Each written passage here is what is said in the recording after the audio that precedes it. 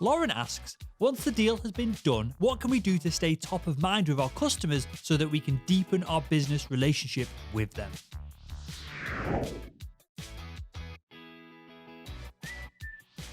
So staying top of mind these days is really a challenge for everyone because we live in a world of massive information overload.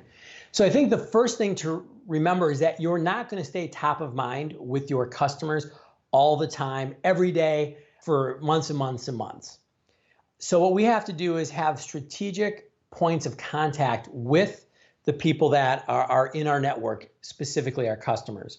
I think a couple simple ways to do this is social media, using a tool like LinkedIn or Twitter to monitor what they're posting and maybe engage in a light way that way, or even posting some of our own content.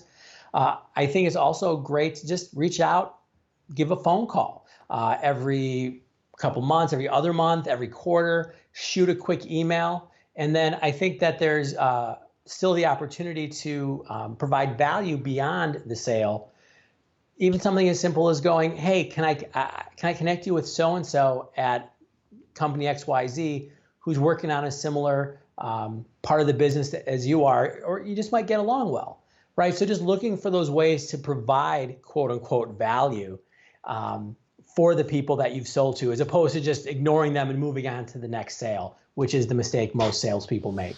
The quickest way to build a relationship after we've got the deal done is very simple. We need to build frequency and cadence into our conversations, and we need to be unique. We don't want to be just another salesperson doing the email that we all hate, and we've all done it. I literally did it a few hours ago with an ad sale that I'm trying to do right now because I couldn't think of anything on a Saturday morning as I record this. I couldn't think of anything more interesting to send other than, hi, I'm checking in. And this is a relationship that we've had for many years now, so this person isn't going to be offended by that email. But if you are trying to stay top of mind, if you are trying to deepen your relationship with them, this check-in email is bullshit. Don't do it. So we need to have frequency with them, and we need to build essentially routine to have the frequency. And then we need to build some uniqueness into our communications.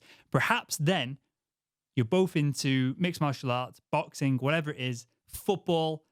Every weekend there's a game, there's a match, there's a fight. You ring them on a Friday, you text them on a Friday, you text them the betting odds if it's boxing, for example, or you ring them and ask them, oh, this person's injured, what do you think about this, that? It's a 10-minute phone call.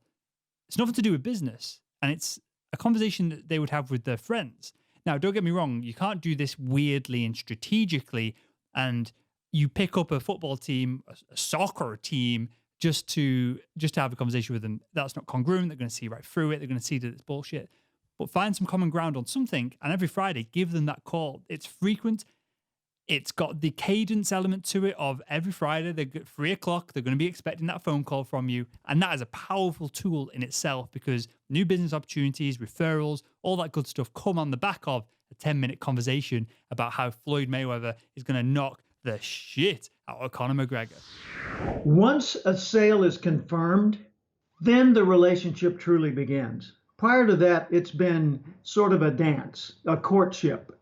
But once the deal is done, then the relationship begins. And that's where it's your role to understand their needs and anticipate them. And one of the ways to do that is think of what they've just bought and ask, okay, if I were buying that and I were a first-time buyer, what would I wonder about? Would I wonder, will this apply to this situation too? Then as a salesperson, find a way to help them answer that question or to help them explore other uses and applications of whatever it is they bought. Let's take something simple. Let's say you sold someone a home or an office building, either way. You sold them a piece of real estate. If I were the salesperson, anticipating what questions might come up for you, I would put together an owner's manual for your new piece of property. And I would put your name on the cover of it. It doesn't cost much to do these things. You know, I'd have a nice looking cover, maybe a ring binder, and I'd put some information inside, and I'd thank you in a very short paragraph for being my client. And I'd give you lots of different ways to contact me, you know, looking at contacting me through social media, through telephone, through whatever. I would have frequently asked questions Most buyers want to know the following things. How do I activate the utilities for this property? Who's the best person to go to for small improvements and handyman work?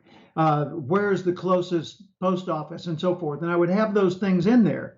And then I would have a series of pages that were for you to fill out on your own that were related to the ways you might be using that property. And each one of those at the bottom, of course, would have my contact information so that you could come back to me. But I would think like you. If I sold you a new car, I wouldn't just give you the keys, pat you on the back, and smile at you. I would explain how to use this car well. I would adjust some of the media in the car for you, maybe pairing it with your smartphone or something like that to get you started. But then I would say, after you've had this car for a week or so and you've had a chance to drive it and enjoy it a bit, drop back by and I'll have a special gift for you.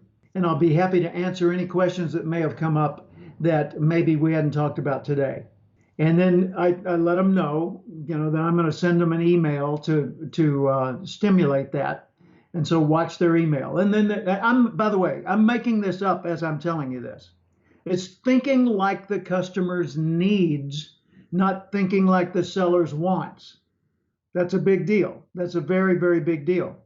So the customer comes back by the dealership and you go out and you greet them and you give them, I don't know, maybe a custom key ring, or maybe you give them a t-shirt or a hat or something, or maybe you do something for the car, like put a little personalized nameplate on the dashboard or something. What would that cost? $15, a plastic nice looking or a metal nice looking nameplate. And just make it more enjoyable for them to be your customer. I think we almost have to go back to personality. So I could look at you and pull your leg and say, well, we need 1.6 calls. We're going to have to send an email out every 2.3 days. But you can see that we're not really going to get a repeatable, predictable process out there. So what we're going to do is, I believe, is sort of chip away. One, let's get into that personality of the client. And sometimes we can actually, depends on the product, I sell training, but sometimes we can actually ask the client to describe to us how they would like to move on from here. So maybe we can partner up a little bit. That way we don't have to leave it up to chance. But one thing that I like to do that in case I have a client, or maybe I've got an account with multiple clients, is just consistently drip value or information on the client. And that's where blogs and articles and things like that, I think, really help. We're not giving away too much information. Not everybody's hanging on our every word, but we continue to kind of present ourselves with value, different value. So I'm giving you one of my secret sauces. I really like to present information, present additional value at no charge. And it gives me an opportunity to stay in front of that client.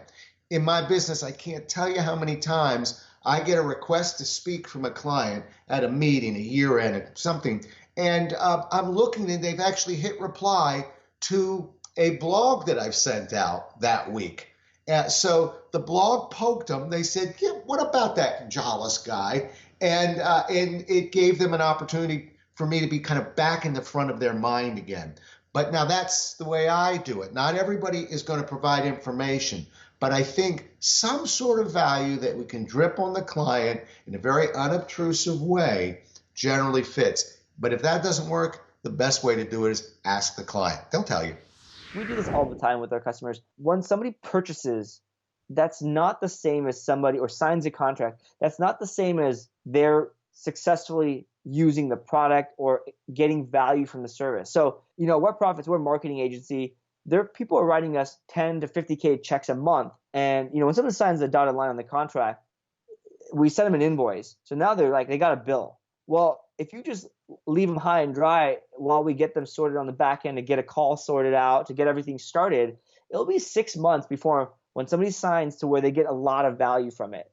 And they'll continue to go up. So I think where they see the value is at 6 months. So the salesperson's job, the person who signs the deal or gets the deal closed, is to make sure they get that relationship nurtured from the time they sign to the time to value. I asked you back the question, the listener here, or the viewer, what is the value that your sale is expecting from after signing the deal, right? And how can you help get that process started? So a couple of things that we do is our salespeople jump and help the customer or client integrate into the marketing team that we have. And they're doing a little bit of like hand-holding or handoff to our account management team.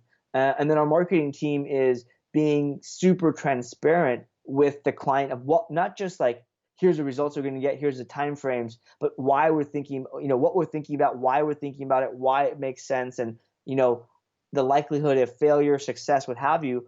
Think about, it's like showing your work on a math problem. You get the credit for doing all the details. And so what this allows us to do is keep a relationship with that person and get that relationship formed. So it's like, oh, this marketing tactic failed, or we're 3 months in, it's not working well, but they know why. They can prove it to themselves, and they don't have to question the why behind it. And I think that's very, very important. So what you can do is, to stay on top of mind, is make sure you have these very good handoffs, or that the salesperson is staying in contact, not just like handing them off and disappearing to the next one. They're handing them off. They disappear when the value is achieved, not when the deal is signed. Do you have a B2B sales question that you'd like our experts to answer? Well, just head over to salesman.org/ask and ask it today.